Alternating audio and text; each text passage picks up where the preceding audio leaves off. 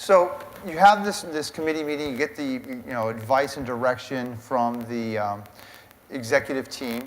So obviously you have a set of approved projects and they're prioritized, and you know which one has the highest priority, timeframes that need to be implemented. So the next step is how do I actually start to deal with those projects? And I understand you guys have an actual formalized PMO methodology within the organization, and Shane, I believe you lead that. That's right. And I understand that you also have a way of, in your project office methodology, to engage the business into the actual completion of the project. So could you give us a little overview of what that looks like? Sure, Tim. Once projects are approved, normally we're engaged with the sponsor at that point.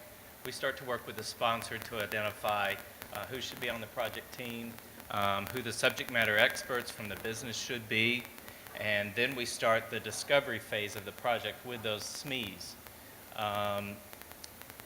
We work through discovery, we get a charter for the project built, then we move on to requirements with those same business SMEs, we get the requirements built, and then we come together in what we call a toll gate.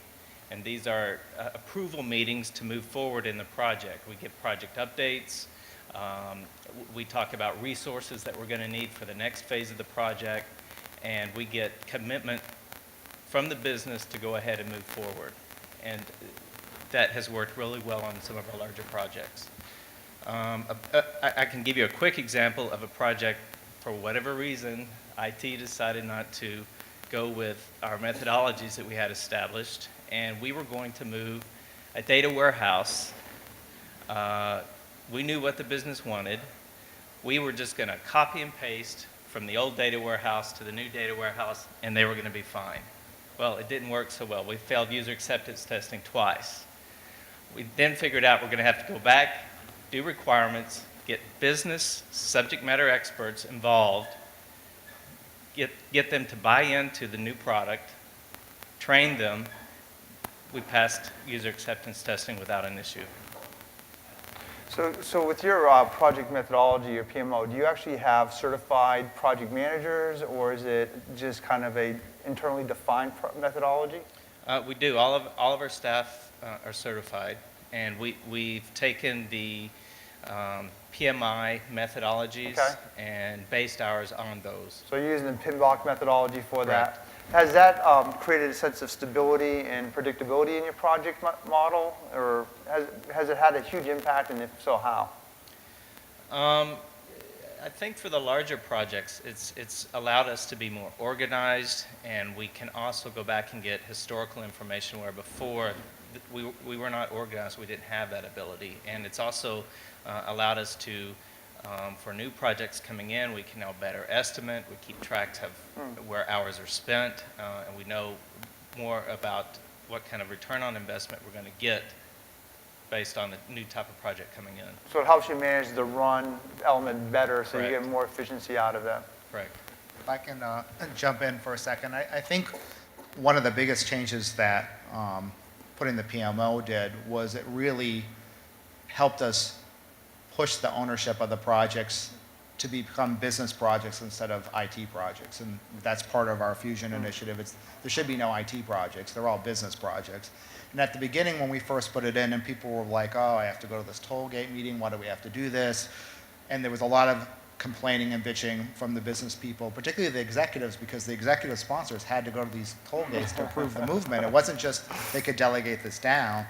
And once they saw how smoothly everything went, because it's the old adage, measure twice, cut once, and everything was planned out, we did a much better job of gathering the requirements. People had to think about what they really wanted for the business outcomes and the objectives, and how we were going to measure that, because that was part of developing the charter. So we did a much better job in terms of executing and cutting down the time of that and getting it closer to what we really wanted the first time, to the point where then the business people would come back now, started asking for IT to provide project managers on strictly business projects that had no technology component at all.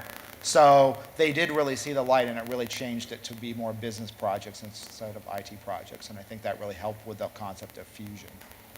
I think it's an important concept that you guys were able to capture with that model, right? Is to be a truly fused environment, you have to have joint ownership. Business and IT have to own the projects. It can't be one or the other. It just doesn't work in that fashion, so, or work as effectively. So it's a great step.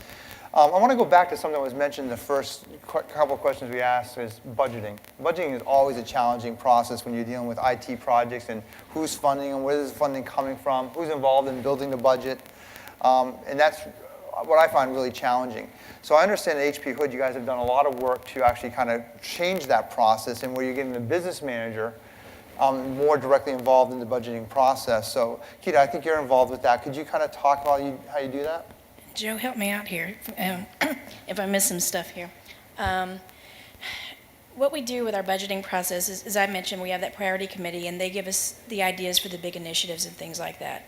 We also have the capital expenditures, which is the overall operational budget too. We take all those things in consideration for what we're going to see on our roadmap for the next couple of years, what's coming in, so that we know to engage the business and say, gosh, you're going to put this new filler in this plant. You're going to need some IT things there. You're going to need some wiring maybe. You know, that's us. We need to help you out there. Oh, you need a PC there. Oh, well, you know, it'd be great if you let us know about it so we can get it ordered for you. You know, we can save you a considerable amount of money over those average vendors who want to charge you $10,000 for a PC that we can get you for a whole lot less money and get it installed for you and get the software going and get it put in for your specs. So we try to get in front of that process as much as possible. And once a year we do what I call the Christmas wish list. We send out this email and we say, it's budget time, gang, you know, and then with IT, if you're going to buy anything that's IT related, you need to come through us. You know, we have our selected vendors, we get our best deals, and we need to know what you need. Don't worry about the replacement stuff. We've got, you know, a schedule for that and things like that. We'll take care of that. Let us know if you're going to be moving any offices. Let us know if you have any new software you'd like to put in. Let us know if you're going to be hiring anybody.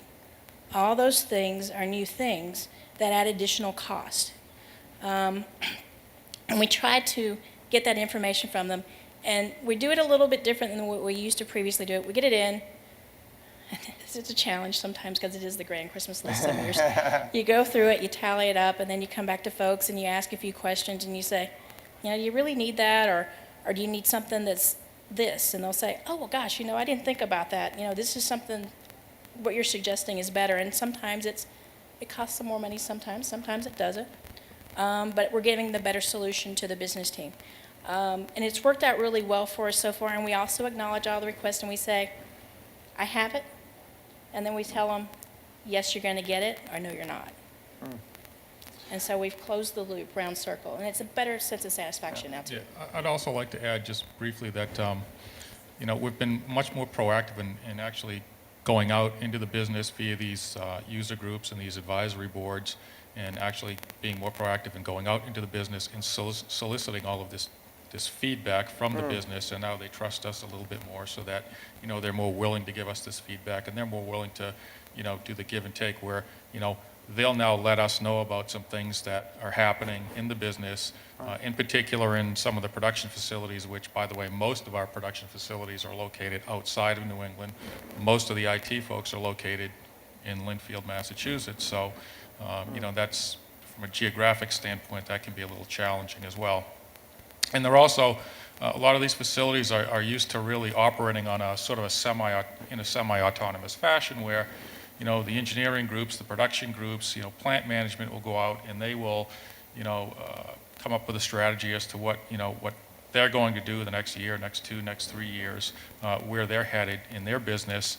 You know, and very often we would find out almost after the fact, or if it were almost too late. Now, we're starting to reverse that whole process by implementing some of these more formal methodologies. So it sounds like the going out and engaging with the business has, as both Chris mentioned and as Simon mentioned, built that level of trust so that it's easier to conduct business, the speed of business becomes faster, and some of the challenges you normally would face would be greatly reduced, such as conflict over budget and how they're spending it. So it sounds like your business units are very much like my 7-year-old granddaughter, that when we sit down with the Christmas flyers that come in the Sunday paper, she wants everything, right? Sometimes that's exactly what happens. Exactly. And they probably react just as good as she does when we say you're not getting it all, right? But I will add to that, part of that process is showing them the cost, because it's easy to say what you want, but then we're very transparent on our expenses. It's really our budget on their behalf. So what's in it's not up for us to say no. Everything's yes until the rest of the business as a whole takes it off and says no. So if some years we've had a cap, and they're like, make it work for this, and then our job is to come back and say, this is what we'd recommend. But if it's over, we don't pick what comes off the list. The business picks what comes off the list. So you're really basically allowing them to make the choice of what goes in or doesn't go in. They're making the choice and they're involved with that, and you're giving them the tools and the knowledge to make the right choices. Yes, and sometimes like we had a lot of questions in the last couple of years because we've been doing some big base operating system upgrades and things like that, and the business is like, why do we have to do that? Because sometimes it's just the resource of time, or why do we have to pay for these maintenance contracts? And we're not trying to use the scare tactics. We're like, well, you don't have to, but here's what happens if you don't. That sooner, when something breaks and we call the vendor, 1-800-vendor, and they go, oh, you're not on support, you don't get the software fix for that problem, that's the risk. So we're not trying to scare them, but once we explain, we're like, you don't actually have to pay for anything. But there's ramifications, and do you want that or not? And then once they see it, generally, most of the time they want to pay for the maintenance. So it's part of that educational process. Very good.